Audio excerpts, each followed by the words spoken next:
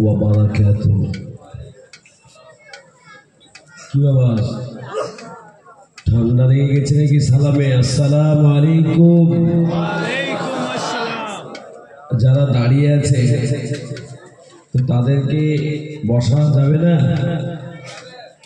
আজকে 92 জলসা, 148টা মাদ্রাসার জলসা, আজকে 92টা মাদ্রাসার জলসা শুরু করতে চলেছি।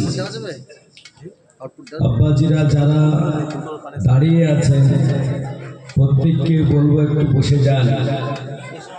যে হাফিজে কোরআনদেরকে আজকে দেখছেন, এ হাফিজে কোরআন যে চোখে দেখবে, যতক্ষণ দেখবে আল্লাহ তার চোখের গুনাহগুলো মাফ করে দেবে। বলুন সুবহানাল্লাহ। সেজন্য বায়ান হবে, বায়ানের ভিতরে বুঝতে পারবেন যে হাফিজে কোরআনদের মহব্বত করলে কত সওয়াব পাওয়া যাবে।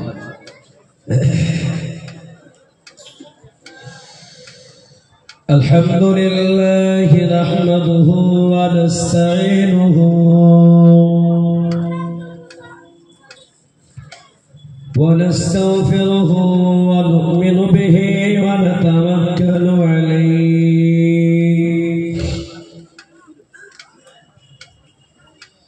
ওয়া নাউযু বিল্লাহি মিন শুরুরি আনফুসিনা ومن سيئات أعمالنا من يهده الله فلا مضل له ومن يضلله فلا هادي له ونشهد أن لا إله إلا الله وحده لا شريك له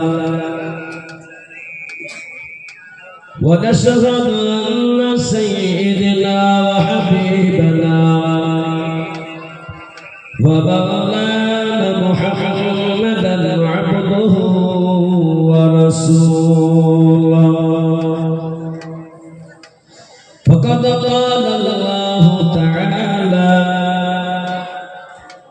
في كلامه المجيد والفرقان الحميد. أعوذ بالله من الشيطان الرجيم. كل نفس ذائقة الموت وقال النبي صلى الله عليه وسلم خيركم من تعلم القرآن وعلمه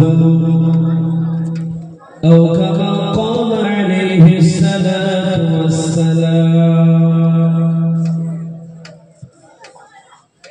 وقال الله تعالى في موضع آخر إن الله وملائكته يصلون على النبي يا أيها الذين آمنوا صلوا عليه وسلموا تسليما.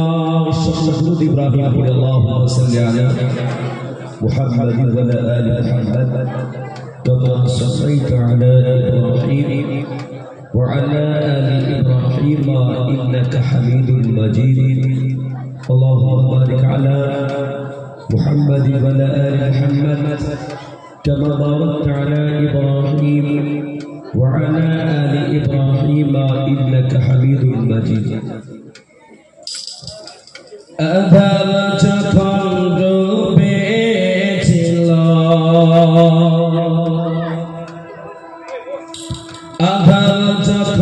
ডুবেছিল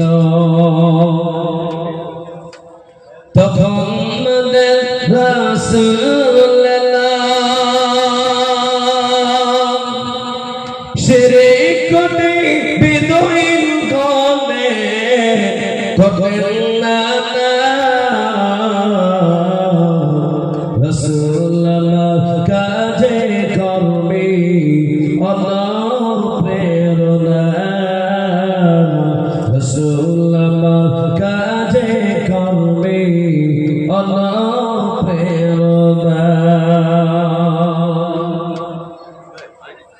তিনি মোদের শ্রেষ্ঠ নবী তাহার সমান নাই কাউকে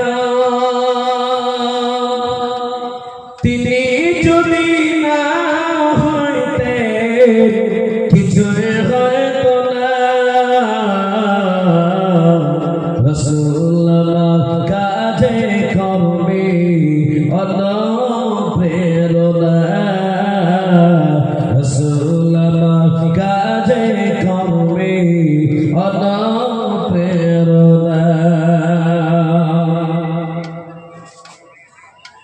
দয়ার নবী তাইফে গেলে কালেমা পড়া দাওয়াত দিলে অবুঝি হুদিরা শুনিয়া মানল না রাসূল আমার কাজে করবে অনুপ্রেরণা রাসূল আমার কাজে করবে অনুপ্রেরণা কালেমা যখন দাওয়াত দিলে তায়েব বাসী পাথর মালা বিকাদার নবীজি আমার প্রতিশোধ নিলেন না রাসূল আমার কাজে করবে অনুপ্রেরণা রাসূল আমার কাজে করবে অনুপ্রেরণা আলহামদুলিল্লাহ সমস্ত প্রশংসা গুণগান ও গুণকীর্তন আরাধনা বর্জনা বন্দনা মহান আল্লাহ তাবারক ওয়া তাআলার জন্য যিনি আপনাকে আমাকে সকলকে এই মেদিনীপুরের সুবিশাল সুন্দর মাদ্রাসার জলসার আয়োজনে দল মত নির্বিশেষে ঐক্যবদ্ধ হয়ে রাতের আরামের ঘুমকে হারাম করে রহমতের বরকতের জান্নাতি মাহফিলে আমরা সকলে আসতে পেরেছি। আল্লাহ পাকের শুকর আদায় করি, মুহাব্বতের সঙ্গে ভক্তি ভরে আওয়াজ করে বলি আলহামদুলিল্লাহ। আর একটু জোরে বলুন আলহামদুলিল্লাহ। প্যারা হাবিব সাল্লাল্লাহু আলাইহি ওয়াসাল্লামের উপর শত কোটি দরুদ ও সালাম বর্ষিত অর্পিত হোক। সকলে বলি আল্লাহুম্মা আমিন। সম্মানিত নির্বাচিত আজকের এই জলসার প্রাণ প্রিয় সভাপতি সাহেব, শ্রদ্ধেয় ওলামায়ে দ্বীন, মানি জ্ঞানী সম্মানী দিনদার ইমানদার মুসলমান ভাই বাবাজিরা, পর্দা নসিমা ধার্মিকা আমার স্নেহময় মমতাময় মা বোনেরা, দূর দূরান্ত থেকে মাইকের ধ্বনির আওয়াজ শুনছেন, সকলকে জানাই আন্তরিক সালাম, শুভেচ্ছা, অভিনন্দন। মহান আল্লাহ পাকের বড় দয়া যে আল্লাহ আমাদেরকে এই হাফিজে কোরআনের সামনে বসার সুযোগ দিয়েছেন, বলুন আলহামদুলিল্লাহ। আমি যখন আসি ওই রাস্তাটা ছোট রাস্তা দিয়ে আসছিলাম, ভাবলাম রাস্তায় তো ছোট, মাদ্রাসা আবার কেমন হবে, কিন্তু মাদ্রাসায় এসে প্রাণ মন ভরে গেল। বড় বড় বড় মাদ্রাসার জলসায় দেওয়া হয়েছে, আল্লাহ পাক নিয়ে গেছে, কিন্তু এই ছোট মাদ্রাসা কিন্তু কোয়ালিটি, হাই কোয়ালিটি মাদ্রাসা, পরিষ্কার পরিচ্ছন্ন। অন্যান্য মাদ্রাসায় যাওয়ার পরে নাক ধরে পায়খানা বাথরুমে ঢুকতে হয়, আর এখানে ওখানে দেখি বুঝলাম সব জায়গা একদম পরিষ্কার পরিচ্ছন্ন। তারপরে এখানকার কিছু যুবক ভাইদের এখানকার সমতুল্য, চন্দ্র সমতুল্য, সূর্য সমতুল্য, নক্ষত্র সমতুল্য উস্তাদে মুহতারাম যিনারা আছেন, এবং এই মাদ্রাসায় যে সমস্ত ছাত্ররা পড়াশোনা করে তাদের খিদমত, তাদের ভক্তি ভালোবাসা দেখে মনটা প্রাণটা ভরে গেল। আমি আপনাদের প্রথমেই আমি বলতে চাই যে আল্লাহ পাক আমাদের যাদেরকে নিয়ে এসেছেন আমরা কারা কারা খুশি আছি হাত তুলে দেখাই। আল্লাহ প্রত্যেককে কবুল, কিন্তু অনেকজনের মেলাম করছে, ভাবছে যে কি করে মানুষ। বড় বড় ওলামা আছে আজকের এই মজলিসে, গোটা পশ্চিম বাংলা নামি দামি আলেম ওলামারা এই মাদ্রাসার জলসায় এসেছেন। আমি আপনাদের সকলকে বলবো যে যারা বাইরে ঘোরাফেরা করছেন জেনে রাখবেন, যাদেরকে আল্লাহ পাক বসার সুযোগ দিয়েছেন তার মানে আল্লাহ পাক আপনাদেরকে ভালোবাসেন, আমাকে আপনাকে ভালোবাসেন বলে আজকে এই জায়গায় বসার সুযোগ দিয়েছেন। বলুন আলহামদুলিল্লাহ। আর যারা বাইরে ঘোরাফেরা করছে, সারাটা জীবন মোবাইল টিপে নিজের জীবনকে বরবাদ করছে, আমি আপনাদের সকলকে বলি কিয়ামতের ময়দানে, হাসরের ময়দানে বড় তারা আফসোস করবে যে মাদ্রাসার জলসায় 9 জন হাফিজে কোরআন হয়েছিল, তাদের সামনে একটা ঘন্টা বসতে পারে নাই। আফসোস হবে। যে সমস্ত ভাইরা এসেছেন, যতক্ষণ এই মজলিসে থাকবেন সেকেন্ডে সেকেন্ডে একটা করে আপনার আমার আমলনামাতে নেকি দিবেন। বলুন সুবহানাল্লাহ।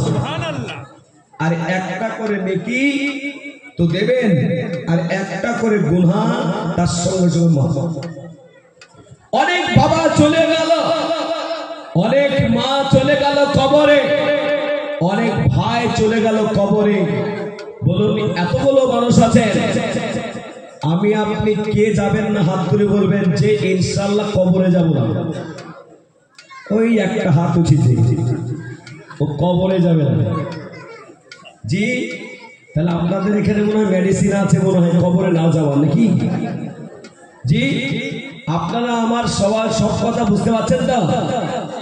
আব্বাজিরা আজকে যারা এসেছে আমি প্রত্যেককে বলবো, যারা আমরা যতক্ষণ বসে থাকবো আল্লাহ পাক চাইলে আমাদের পিছনের সমস্ত গুনাহ মাফ করে দিতে পারবে। জোরে বলো সুবহানাল্লাহ।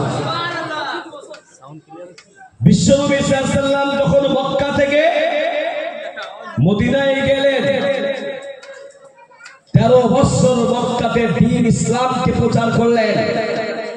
কাফের বেঈমানরা নবীজিকে মানল না। নবীজি মদিনায় গেলেন, মদিনার আনসারী সাহাবারা ভক্তি ভালোবাসা দিলেন। নবীজি মদিনায় গিয়ে সর্বপ্রথম একটা মসজিদ বানিয়েছিলেন, ওই মসজিদটার নাম হলো মসজিদে কুবা। যারা হজ করতে গেছেন, উমরা করতে গেছেন, আপনাদের নেক দুয়ার ওসিলা আল্লাহ পাকের রহমত 2019 সালে আল্লাহ পাক যাওয়ার সুযোগ দিয়েছিলেন। মদিনা মসজিদে কুবা এমন একটি মসজিদ যে মসজিদে 2 রাকাত নফল নামাজ পড়লে আল্লাহ সুবহানাহু ওয়া তাআলা একটা উমরা করার সওয়াব দিয়ে দেন। জেনে বলো সুবহানাল্লাহ। সেখান থেকেই কিছুটা দূরে গিয়ে বিশ্বের হাই কোয়ালিটি মসজিদ, যে মসজিদটার নাম হলো মসজিদে নববী।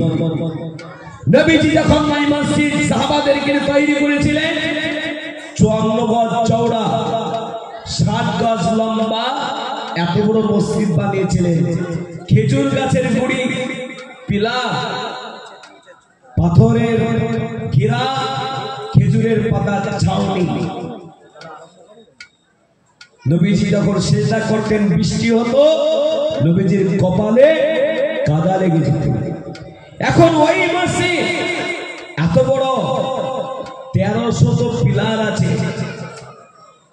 আমাদের দেশে এসি লাগায় ঘরের কিসে জোরে বলুন, দেওয়ালে। মসজিদের নববীর প্রত্যেকটা পিলারের নিচে এসি লাগানো আছে। গরমের সময় ঠান্ডা হাওয়া, ঠান্ডার সময় গরম হাওয়া। কোন ধার দিয়ে এসি ফিট করা আছে বের হচ্ছে।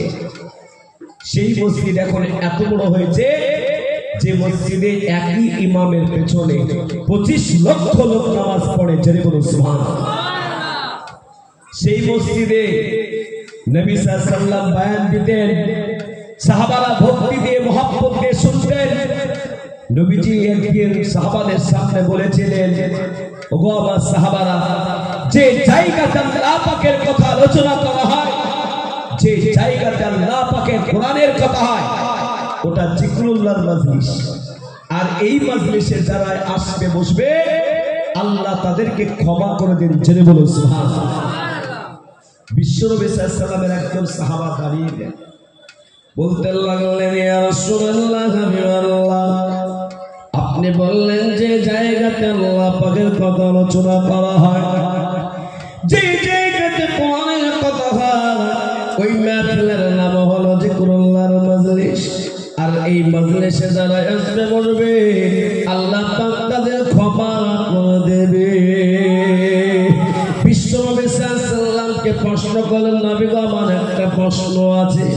হাদিসের ইবারত হলো, ওয়া ইন সালা ওয়া ইন সারাকা, যদি এই মাহফিলে কোনো জনা করনেওয়ালা, চুরি করনেওয়ালা আসে, তবে কি আল্লাহ তাআলা মাফ করে দিবে?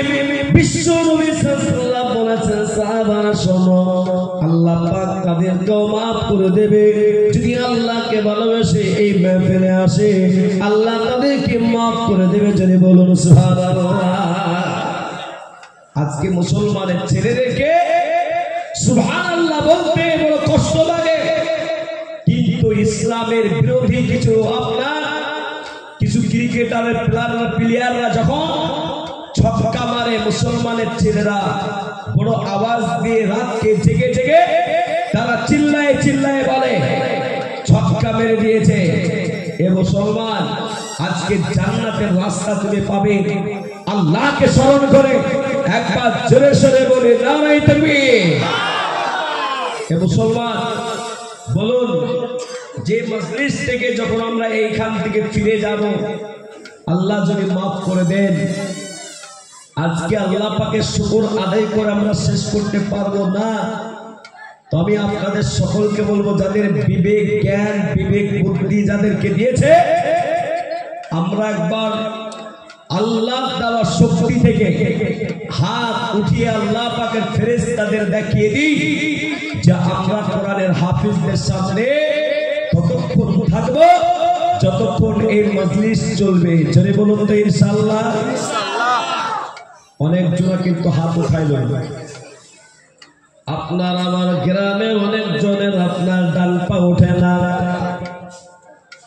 অনেকজনের বাম পা ওঠে না, ডান হাত ওঠে না, ডান হাত উঠছে না, ডান পা উঠছে না। এমন রোগীকে কি বলা হয়? জোরে বলুন। আপনাদের এলাকায় হয়? জোরে বলুন। ওই রোগীটার নাম কি? তাদের জন্য দোয়া করবো, আল্লাহ তাদের সুস্থ করবে। যে আল্লাহ জান দিয়ে দিল মায়ের পেটেতে, সে আল্লাহ জান কেড়ে নিতে পারে। যে আল্লাহ আপনাকে আমাকে বড় শক্তি দিল, সে আল্লাহ আপনার আমার শক্তি কেড়ে নিতে পারে। কিন্তু মুসলমান, আজকে শক্তি আল্লাহ দেওয়া, আল্লাহ পাক এখনো ডান হাত উঠানোর শক্তি দিয়েছে, বাম হাত উঠানোর শক্তি দিয়েছে, কিন্তু এখনো আল্লাহ পাকের শুকর আদায় করতে পারেন। আল্লাহ পাকের নামের আওয়াজ করে আমরা শেষ দোয়াটা করে যাবো, হিম্মত নিয়ে বলতে পারে না। আপনাদের যখন আমি কোলাঘাট পার হচ্ছিলাম, রোডের পাশে একজন পাগলকে দেখতে পেলাম। পুষ্প চুল হয়ে আছে, ছিঁড়া ঢোলা কাপড় পরে আছে, কতদিন গোসল করে নাই আল্লাহ ছাড়া জানে না। আমি ওই পাগলের দেখে একবার তাকে দেখলাম, আল্লাহ পাক আমাকে কত সুন্দর বানিয়েছে, গাড়ি চালিয়ে যেতে পারছি, ভালো পোশাক পরে চলতে পারছি, কিন্তু ওই পাগল সে ভালো খেতেও পায় না, ভালো পোশাকও পরতে পারে না, রাত্রি দিন 24টা ঘন্টা ওই রাস্তা দিয়ে ঘোরাফেরা করতেছে। মুসলমান যাদেরকে আল্লাহ বিবেক বুদ্ধি দিল, শক্তি দিল, সেই আল্লাহ পাকের শুকর আমরা করবো কি করবো না? জোরে বলো, জোরে বল, করবো না করবো না? তাহলে আল্লাহ পাক যাদেরকে পাগল বানাই নাই, আজকের এই মাহফিলে শেষ করে যারা দাঁড়িয়ে আছেন রহমতের মাজলিসে হাফিজদের সামনে বসবেন, এমন হিম্মতওয়ালার সামনে যারা দাঁড়িয়ে আছেন, আপনারা বসবেন না চলে যাবেন, আপনাদের ব্যাপার।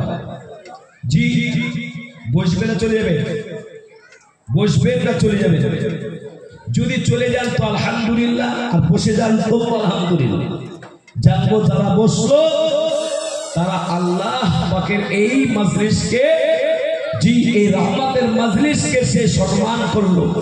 আর যে মনে করছে পালিয়ে যায়, তার মানে ভাবছে যে মাজলিসে বসে লাভ নাই। আমি আপনাদের সকলকে বলবো বাচ্চারা, যারা চলে যাবে এই বাড়ি থেকে ঘুমাবে, সকালবেলায় ঘুম থেকে উঠতে পারবেন এই গ্যারান্টি নাই। আজকে গোটা ভারতবর্ষের অবস্থা খারাপের দিকে। জি, আজকে সারা ভারতবর্ষে আজকে মুসলমানদেরকে নিয়ে বড় টেনশন, মাদ্রাসার হাফিজদেরকে দেখে বড় টেনশন। আমি আপনাদের সকলকে বলি যে আল্লাহ কাবা ঘরকে ছোট মতো আবাবিলকে দিয়ে যদি আল্লাহ পাক রক্ষা করতে পারে, জালেমদেরকে তাদেরকে বরবাদ যখন আল্লাহ করতে পারে, নমরুদকে বরবাদ করেছে, ফেরাউনকে বরবাদ করেছে, এরপরও যদি কোনো ফেরাউন নমরুদ আসে, জালেম আসে, আল্লাহ পাক তাদেরকেও ছাড়বে না। ছেড়ে বলুন ইনশাআল্লাহ। এ মুসলমান, আমরা হকের পথে আছি। কোরআন, আমরা কোরআনের মহব্বতে থাকবো, কোরআনের ছায়া তলে থাকবো। নবীজি সাল্লাল্লাহু আলাইহি ওয়াসাল্লাম বলেছেন, তোমাদের ভিতরে ওই ব্যক্তি উত্তম যে কোরআন শিক্ষা করে এবং শিক্ষা দেয়। তো আমরা যাদেরকে শিক্ষা দিয়েছি আজকে তারা উত্তম, আর যারা এসেছে প্রত্যেকের দুই পক্ষই আল্লাহর কাছে প্রিয়, কিন্তু যারা বাইরে ঘোরাফেরা করছে কিয়ামতের দিনে আমি বলেছি আফসোস করবে। এই জন্য আল্লাহওয়ালা আর একবার বলবো যে আমরা সুস্থভাবে বসে, যদি বসেন ইউসুফ সাহেব দামাত বারাকাতুহু আলিয়া, মাওলানা ইউসুফ সাহেব তিনি বলে দিয়েছেন যে কমসে কম 4টা যেন গজল হয়। আমি বলেছি ইনশাআল্লাহ চেষ্টা করব। ইয়া বাজিরা, আপনারা কারা কারা শুনবেন না হাত তুলে? কেউ তো শুনবেন না, তাহলে বলবো কি করে? জি, কেউ তো শুনবে না ভাবছে। এ আব্বাজিরা, তার মানে বুঝতে পারেনি নাকি? নিয়াত ভালো যে শুনবো ভাবিছি। তো একবার যারা যারা ভাবছেন যে আমরা এই মাজলিসে 4টা গজল শুনবো, হাত তুলে দেখান তো ইনশাআল্লাহ। সবাই উঠেছে না ফাঁকি দিচ্ছে? মাশাআল্লাহ, কি সুন্দর আপনাদের এই মেদিনীপুরের মানুষ, যা বলা যায় তা শোনা যায়। মাশাআল্লাহ, এই সামনেকার জায়গাটা পূর্ণ হয়ে যাবে। জেনে বলুন ইনশাআল্লাহ। মুসলমান, কত ভাই চলে গেল, কত বোন চলে গেল, কত আত্মীয় স্বজন চলে গেল, আপনাকে আমাকে একদিন চলে যেতে হবে। আল্লাহ বলেন, কুল্লু নাফসিন যায়িকাতুল মাউত, প্রত্যেকটা নফসকে মৃত্যুর স্বাদ গ্রহণ করতেই হবে। সকল রোগের ওষুধ আছে, কিন্তু মৃত্যু রোগের কোনো ওষুধ নাই। এই মাদ্রাসার তার সাথে এসে যদি কেউ অসুস্থ হয়ে যায়, সঙ্গে সঙ্গে তাকে, ও মুসলমান, এই পাশে আশেপাশে যে হসপিটাল আছে সেখানে নিয়ে যাবে। এখানে যদি না হয় কলকাতায় নিয়ে যাবে, কলকাতায় যদি না হয় ভেলোর নিয়ে যাবে, ভেলোর যদি না নিয়ে না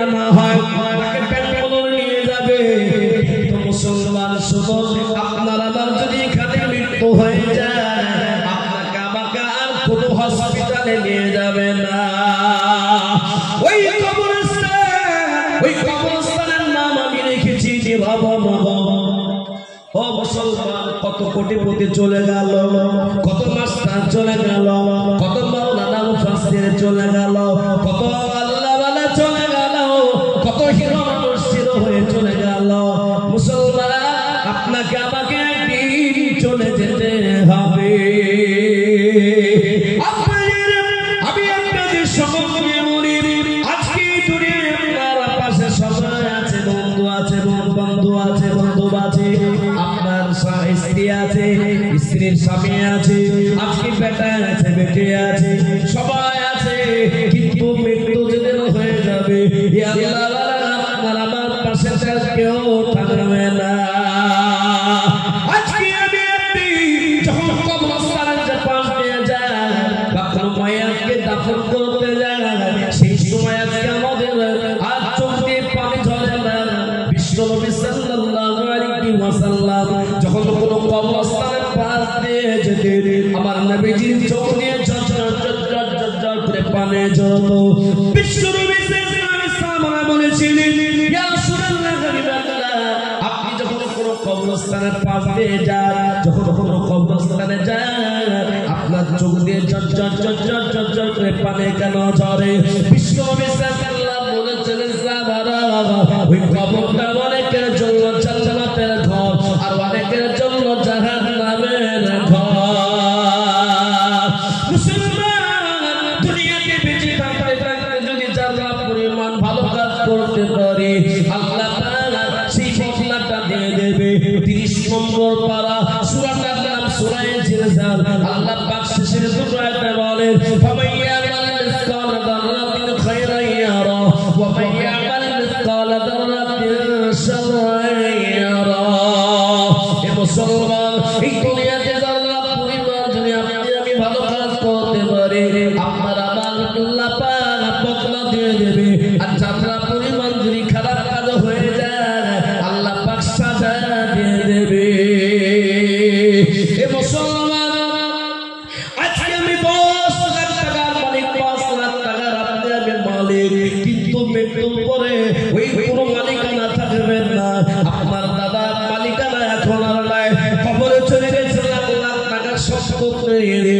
আল্লাহওয়ালা, কিন্তু আপনি যদি 3টা জিনিস দুনিয়াতে রেখে যান, নবীজি বলেন, ইযা মাতাল ইনসান ইনকাতা আনহু আমালুহু, মানুষ যদি মৃত্যুবরণ করে তার সমস্ত আমল বন্ধ হয়ে যায়, ইল্লা সালাতাতিন, কিন্তু 3টা মোকা বন্ধ হয় না।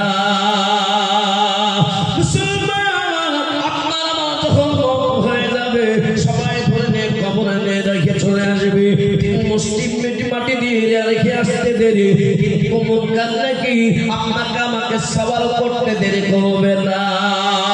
ওই কবরে 3টা প্রশ্ন করবে,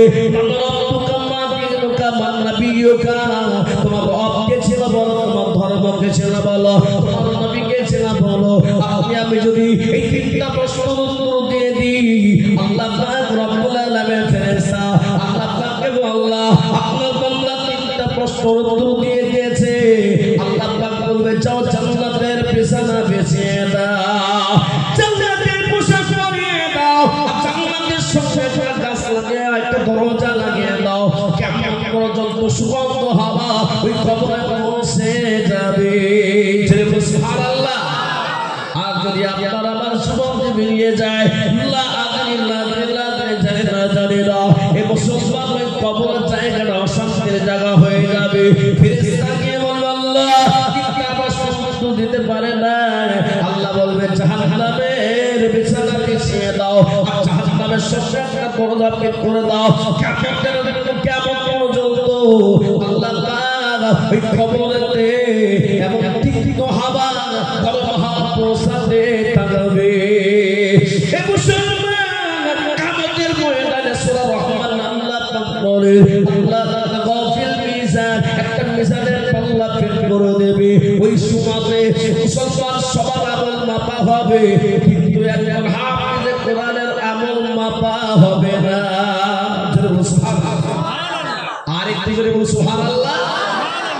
এ মুসলমান, কিয়ামতের ময়দানে, হাসরের ময়দানে কোন মায়ের যদি একটা নেকি কম হয়ে যায়, কোন বাবের যদি একটা নেকি কম হয়ে যায় মুসলমান তাকে জিনজির বিধি জাহান্নামের দিকে নিয়ে যাওয়া হবে হাও হাও করে কাঁদতে থাকবে ওগো আল্লাহ দুনিয়াতে আমার সব ছিল কিন্তু আল্লাহ ওগো আল্লাহ একটুখানি আমাকে সময় দাও কিন্তু কোরআনে তো দুনিয়াতে জানিয়ে দিয়েছে আল্লাহ পাক বলে সূরা আবাসা 30 নম্বর পারা সূরা আবাসা আল্লাহ বলে ইয়াউমা ইয়াফিরুল মারউ মিন আখিহি ওয়া উম্মিহি ওয়া আবিহি ওয়া সাহিবাতিহি ওয়া বানিহি বাপ বেটাকে চিনবে না স্ত্রী স্বামীকে চিনবে না স্বামী স্ত্রীকে চিনবে না ভাই ভাইকে চিনবে না কিয়ামতের ময়দানে একজন মহিলা নিজের সন্তানকে গিয়ে বলবে বেটা আমি তোমাকে 10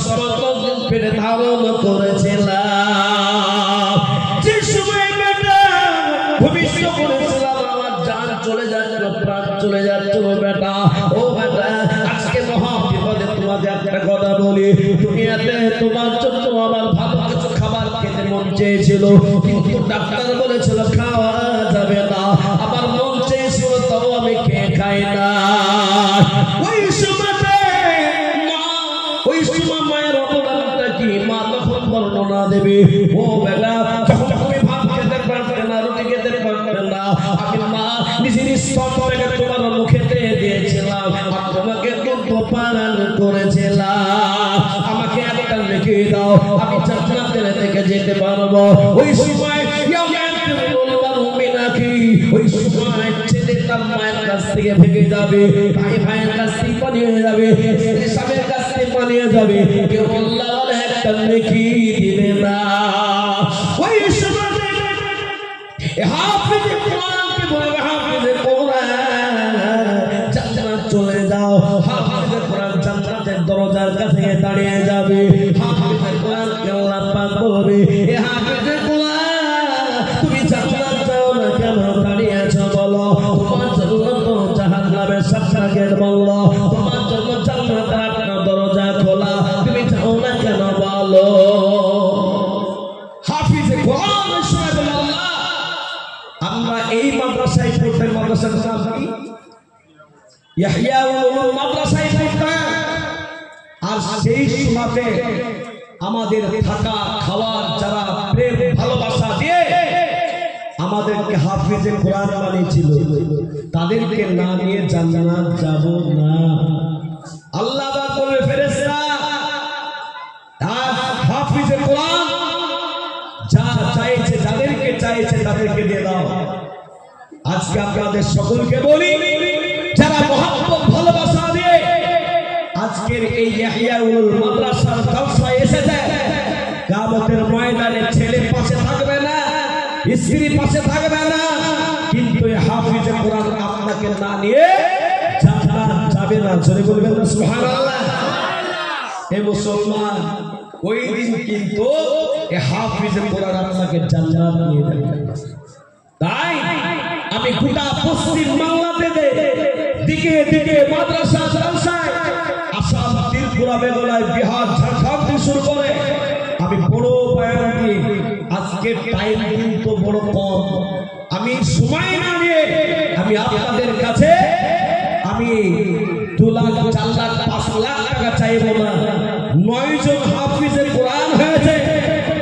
একটা হাফেজে কোরআনের খরচ আপনাদের কাছে নেব একজন ব্যক্তি যে একজন হাফেজে কোরআনের খরচা দেব একজন হাফেজে কোরআনের খরচা দেওয়া মানে আপনি বলবেন আমি হাফেজে কোরআন হতে পারে নাই হাফেজে কোরআনের বাবার মাথাতে নুরের পাগড়ি দেওয়া হবে আপনি নিজের সন্তানকে হাফেজে কোরআন বানাতে পারেননি কিন্তু আজকে যদি হাফেজে কোরআনের খরচা দিয়ে বলেও যে আমি তার বাবার সমতুল্য আমি সব নিতে চাই ওই ব্যক্তি যে একজন হাফেজে কোরআনের খরচা দিয়ে দেবে আল্লাহ সুবহানাহু ওয়া তাআলা তার বাবাকে যেমন যে সম্মানে জান্নাত দেবে আজকে 1 লাখ টাকা দেনেওয়ালাকেও আল্লাহ পাক সেই সওয়াব দিয়ে আল্লাহ তাকে জান্নাত দিবে জেনে বলুন সুবহানাল্লাহ এলাকায় অনেক স্কুল কলেজ আছে নার্সারি স্কুল আছে ফজরের সময়তে নিজের মসজিদে নামাজ না পড়ে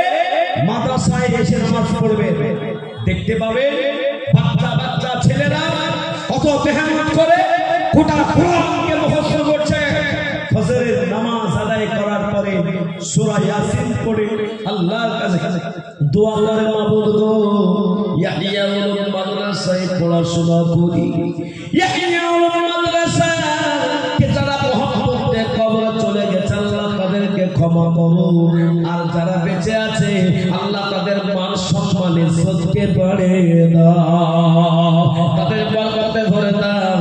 এতিম বাচ্চা ছেলেরা হাফেজে কোরআনরা হে আল্লাহ ওয়ালা আপনাকে না দিয়ে জান্নাত যাবে না। নবীজি বলেছেন তুমি আলেম হও, যদি আলেম না হতে পারো তালিম হও, যদি তালিম না হতে পারো দিনের কথা শোনো, কুরআন করো, আলেমদের মহব্বত করো, আল্লাহ তোমাকে জান্নাত দেবে। জয় সুবহানাল্লাহ। একজন ব্যক্তিকে রাখবো, আমি গোটা জায়গাটা আমি চেয়েছি, যেখানে যা চেয়েছি পেয়েছি। এই মুসলমান এই বছরে 91টা জলসা, প্রায় 5 কোটি টাকার উপরে কালেকশন হয়েছে মাদ্রাসা মসজিদে। আজকে এত হাই কোয়ালিটির মাদ্রাসার জলসায় 9জন হাফেজুল কোরআনের খরচা। আমি একজনকে ডাকবো, যে একজন ওই ব্যক্তিকে যে বাপ মা লাখ লাখ টাকা সম্পত্তি দেখে গেল, আপনাকে দিয়ে গেল, সেই মা কবরে আজকে আশা করছে আমার যোগ্য সন্তান, যোগ্য ছেলে, আমার যোগ্য মেয়ে আমাদের নামে একটু হাদিয়া পাঠাবে, আর সেই হাদিয়াটার নাম হলো হাফিজে কোরআনের খরচা বাবদ। জোরে বলুন নারে তাকবীর। একজন ব্যক্তি প্রথম করে 1 লাখ টাকা দান করবে, এমন হিম্মতওয়ালা আছে। 9 জন হাফেজে কোরআনের হাতে হাত দিয়ে তার মুসাফা করার সুযোগ দেওয়া হবে। বলুন কে আছেন, বলুন যে 1 লাখ টাকা টাকা। জি দোকানে কত খরচ করে দিলেন? লাখ লাখ টাকা খরচ করে ফেললেন, নিজের বাড়িতে লাখ লাখ টাকা খরচ করে ফেললেন। আজকের এই মাহফিলে 1 লক্ষ টাকা দেনেওয়ালা একজন ব্যক্তি, কেউ খাড়া হয়ে বলবেন যে আমার কাছে জান আছে, মাল নাই, আমি আস্তে আস্তে দেব, এমন হিম্মতওয়ালা যদি দাঁড়িয়ে কেউ বলতে পারে যে ইনশাআল্লাহ আমি আস্তে আস্তে 1 লাখ টাকা দেব, এমন হিম্মতওয়ালা কেউ কি আছে যে এসে বলতে পারবে যে আমি 1 লাখ টাকা দেনেওয়ালা? নাই। সুবহানাল্লাহ। রাস্তার ধারে যদি একটা জায়গা বিক্রি হয়, লাইন লেগে যায়, যে হাফিজে কোরআন আপনাকে সঙ্গে না নিয়ে জান্নাত যাবে না। এতগুলো হাফিজে কোরআন আলিমে দিন আছে, জি এই কথা সত্য। সে হাফিজে কোরআনের মহব্বতে ভালোবাসায় নিজের বাপের নামে, মায়ের নামে, নিজের বাবা মা লাখ লাখ টাকা সম্পত্তি রেখে গেল, সেই বাবা মার জন্য একজন ব্যক্তি 1 লাখ টাকার দাতা। এতগুলো মানুষ চতুর্দিক থেকে দেখছে, যে ওই মানুষটাকে যে 1 লাখ টাকার দাতা আজকে হবে।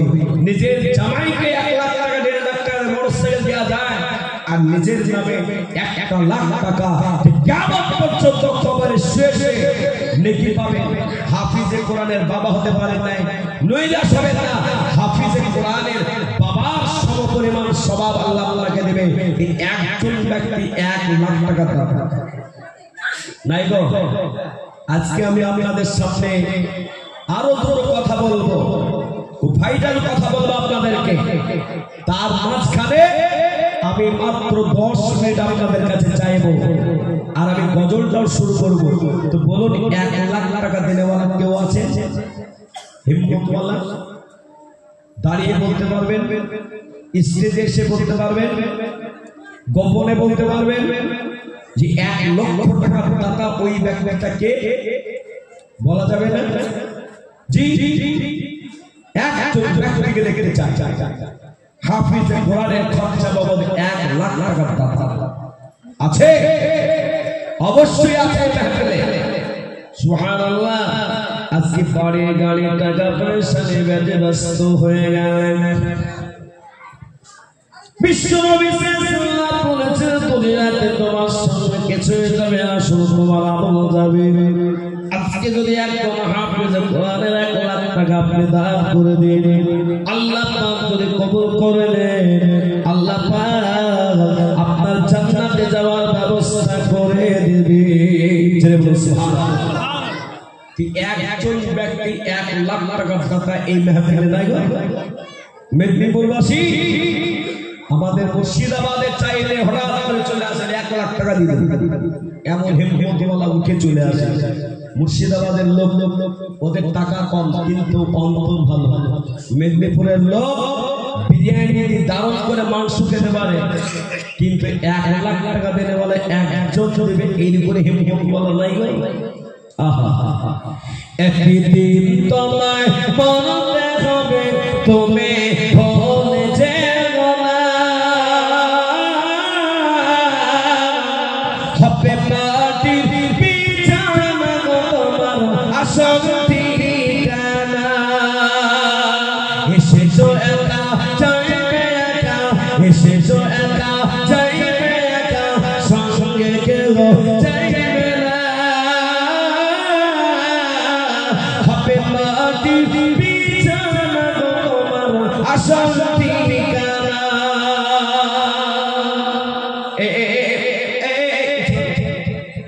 क्या बात है, সমস্যা ছাড়া কেউ যদি চলে যায়, এই হাফিজ কোরআন দলবদ্ধভাবে সবাইকে কায়দাতে ঢোকার সময় বলবে যে যারা ফাঁকি দিয়েছিল, আমরা হাফেজ হয়েছিলাম চেষ্টায় কারা কারা ফাঁকি দিয়েছে।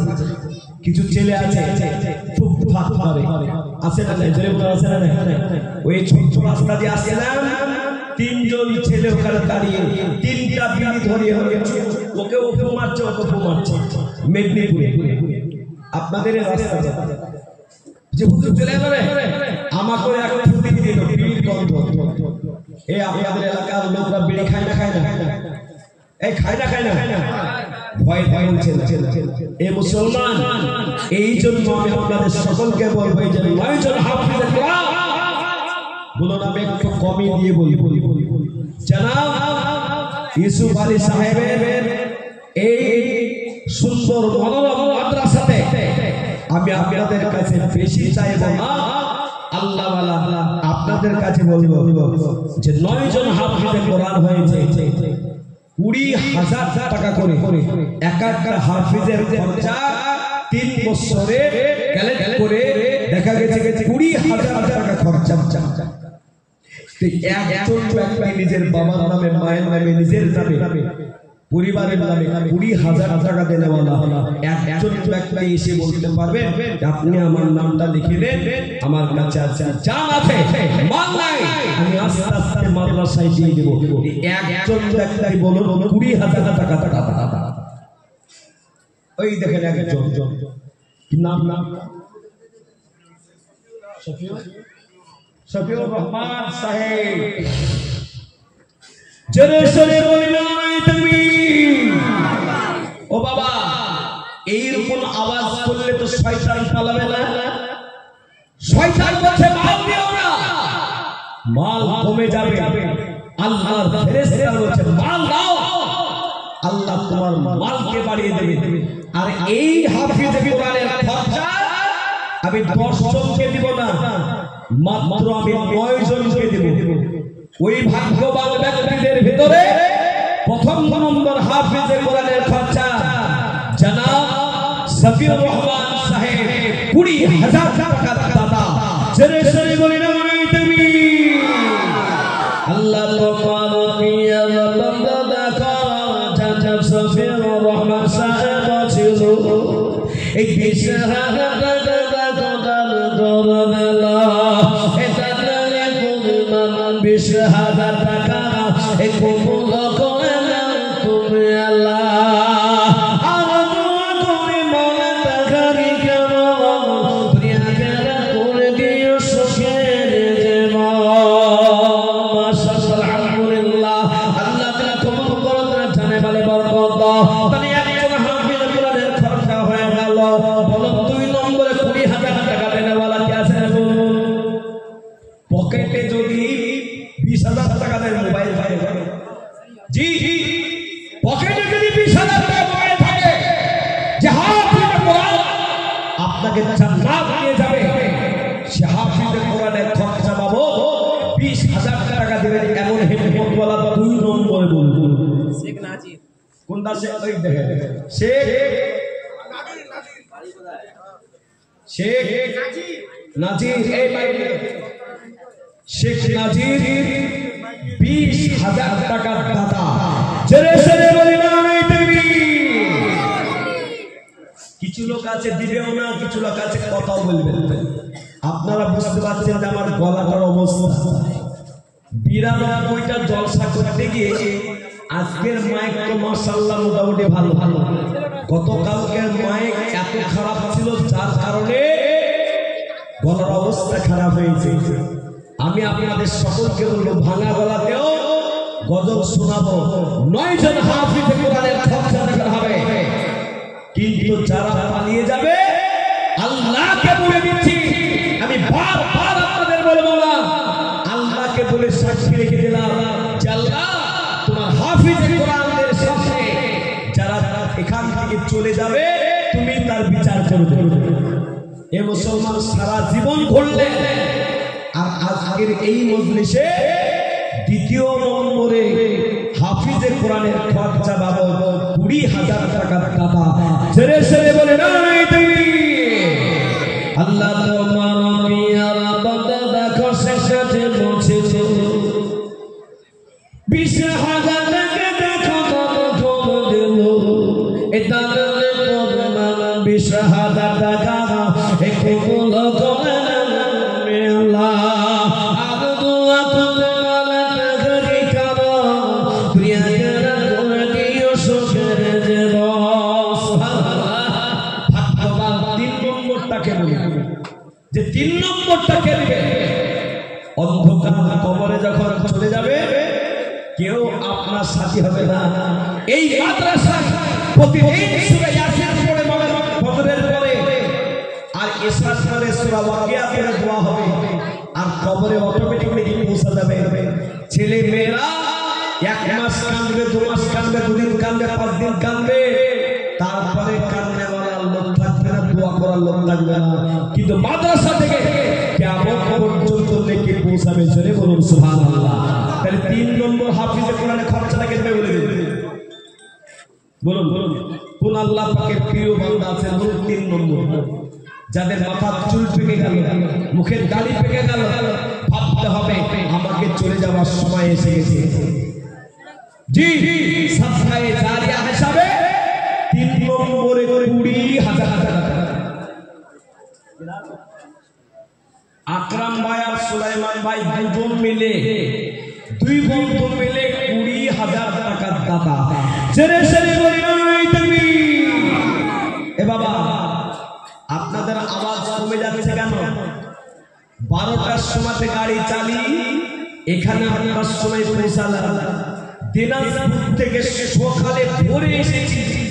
এ মুসলমান, আমি যদি চিল্লাতে পারি ভাঙা গলায়, আপনারা কেন চিল্লাতে পারবেন না? ছেড়ে ছেড়ে বলি নাই তুমি। আল্লাহ তোমার পিয়ারা বান্দা দেখা আজি আকরাম সুলাইমান ছিল, এই 2 বন্ধু মিলে দেখা 20,000 দিল। আল্লাহ জানেন পরিমাণ 20,000 টাকা এই কবুল করে না তুমি আল্লাহ। কি এসেছে দিয়ে দিল না এটা কি কবুল করো তুমি না আল্লাহ। তুমি কবুল করো। তো 3 নম্বর হয়ে গেল ভাগ্যবান। 4 নম্বর ভাগ্যবান ব্যক্তি 20,000 টাকার দাতা। ওই ব্যক্তিকে যে 4 নম্বরে 20,000 টাকার দাতা, সে সারা জীবন মনে করে রাখবে যে আমি একজন হাফিজে কোরআনের খরচা দিয়েছি। নিজের সন্তানকে বানাতে পারিনি, যে সন্তান দোয়া করবে কিন্তু হাফিজে কোরআন আপনাকে ভুলবে না। বলুন আল্লাহওয়ালা। 3 নম্বর হয়ে যায় 4 নম্বরে আর একজন ভাগ্যবান। ভাগ্যবান ওই ব্যক্তি যাকে 4 নম্বর হাফিজে কোরআনের খরচা দিয়েছে।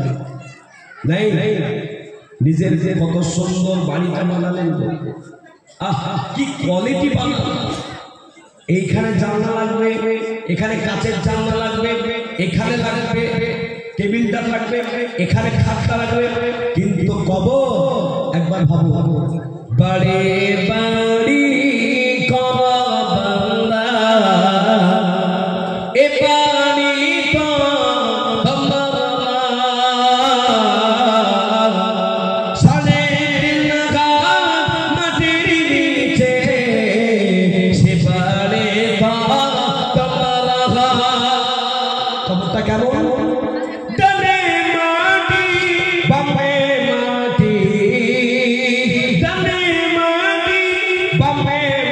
মাটি ওপরে বাসের ছাউনি এমন জায়গায় যেতে হবে থাকবে না কোনো সাথী কিন্তু থাকবে ভালো আমল তো 4 নম্বর হাফিজে কোরআন এর খরচাটা কে দিবেন বলুন নাই কোন আল্লাহ পাকের প্রিয় বান্দা হবে না নিজের ওই মায়ের কথাকে মনে পড়ে না যে মা 10 মাস পেটে ধারণ করলো যে মা বড় কষ্ট করে লালন পালন করলো যে মা বসা শিখাইলো যে মা দাঁড়ানো শিখাইলো সেই মায়ের জন্য দেওয়ালা কেউ হবে না আজকে কবরবাসী তারা বড় আনন্দিত আমার ছেলে আমার মেলা একটু দাঁড়ানো করবে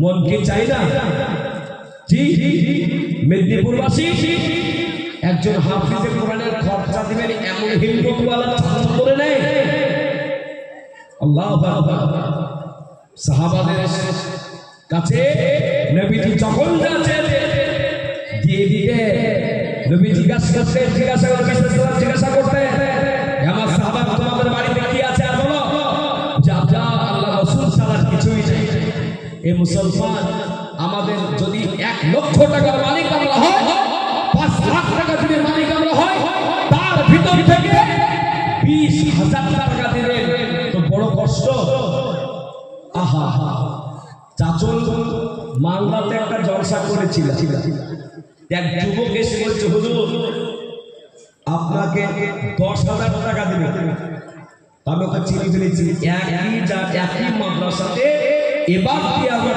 4 জলসা হলো তবে যুবক বললাম ভাই তুমি 2-3 বছর আজ এবার 4 বছর 10,000 করে দিচ্ছ তোমার মাল মানেনি তুমি একটু বাড়াবে না তোমাকে বলছো হুজুর আপনি আজকে যা চাইবেন তাই আপনি বলেন কত টাকা দিতে হবে বলো আপনি বলেন কত টাকা আমাকে দিতে হবে আমি তো তার দিকে তাকায় একবার ভাবি কি বলবো কত টাকা চাইবে আমি বললাম আর 5 গাড়ি তাই হয় ওইটাই দেব যখন স্টেজ থেকে নামছি জড়িয়ে ধরে বলছে হুজুর আল্লাহর জন্য আপনাকে মহব্বত করে ভালোবাসি তবে শোনো আপনি যদি আজকে 30 বছর তো 30ই দিতাম তাই বললাম তাহলে লিখে দাও আবার এসে মাইক তার খুঁজছে তার লাগাও মাইকে ধরে বললাম সালাউদ্দিন মাল্লা 30,000 টাকা দাদা 15,000 দেব বলেছিল আরো 30,000 আমি বলি বললাম আগামী বছর যদি আবার আসি তোমাকে 50 দিতে হবে বলে হুজুর 50 লিখে রাখেন আগামী বছর 50 দেব আমি জিজ্ঞেস করলাম বাবা তুমি কি করো বলছে হুজুর আল্লাহ কসম করে বলছি যেই দিন থেকে কোরআনের হাফিজদের পাশে দাঁড়িয়ে গেছি মাঝে মাঝে হাফিজে কোরআনদেরকে মহব্বত করতে শুরু করেছি বছরে লাখ থেকে 3 থেকে 3.5 লাখ টাকা দান করতে শুরু করেছি আমার মাল ধন আল্লাহ পাক বাড়িয়ে দিয়েছে যে আল্লাহ জানের মালিক সে আল্লাহ মালের মালিক সেই আল্লাহ যদি আমার মালকে বাড়িয়ে দিতে পারে সে আল্লাহ পাকের কোরআনের জন্য খরচ কেন করতে পারবো না একবার জয় বলবেন সুবহানাল্লাহ তাহলে 4 নম্বর হাফিজে কোরআনের খরচা কোন আল্লাহ ওয়ালা কোন মাবুদ দিবেন মাশাআল্লাহ একবার জয় বলো তুমি আল্লাহ তোমার পিয়ারা বন্ধ দেখো বেনা নাম ছিল এই নাম না বলে দেখো নম্বর 20,000 দিল